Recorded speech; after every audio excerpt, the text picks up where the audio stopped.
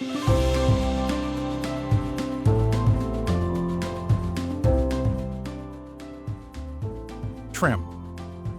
The back wall trim piece is the first piece to be installed. Take a measurement above the back panel from wall to wall. Cut this piece to length. Since the length of this piece is from wall to wall, you'll need to notch the trim piece so it will accommodate the sidewall panel.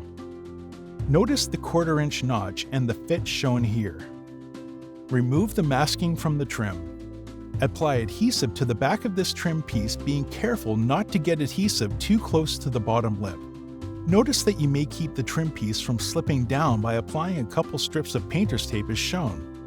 Alternatively, using a couple of 1 to 2 inch strips of double-faced tape will hold the trim piece in place while the adhesive cures.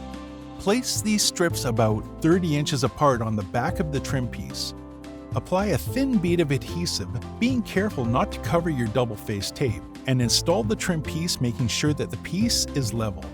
With the back wall trim piece securely in place, the next step is creating measurement marks for the short horizontal trim and the long upright vertical trim pieces. The easiest way to find and create these marks is to rest one end of a level on top of the back wall trim and hold it above the side panel. Find level, and with a pencil, make a line on the backer board near where you anticipate the vertical trim piece to be placed.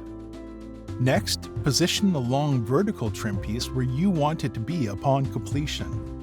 You may rest this trim directly on the threshold or have the trim on the outside of the threshold, or split the difference with a notched trim piece extending down to the bathroom floor. Whichever of these possibilities you choose for your system, set the trim piece where you want it and rest the level against it. Next, position it so you have a perfectly plumb line. When plumb, make a mark along the trim intersecting the horizontal level line. Now you can make measurements for cutting the trim to length using these two lines. For the short horizontal trim, measure from the plumb line to the back wall trim piece. Next, measure from the floor or threshold to the level horizontal line. This will give you the measurement to cut the vertical trim piece. Mark the trim pieces accordingly and cut off the unwanted portion, making sure you are not cutting off the pre-mitered ends.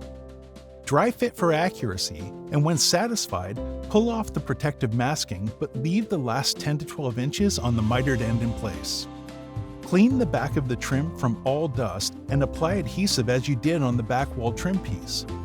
A quick optional step now is to apply a thin bead of color-matching silicone to one of the mitered ends where the two pieces join.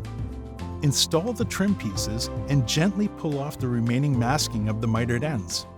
If it is necessary to clean up the silicone, a little denatured alcohol and a soft cloth works great. Repeat this process to install the trim pieces on the other side wall panel.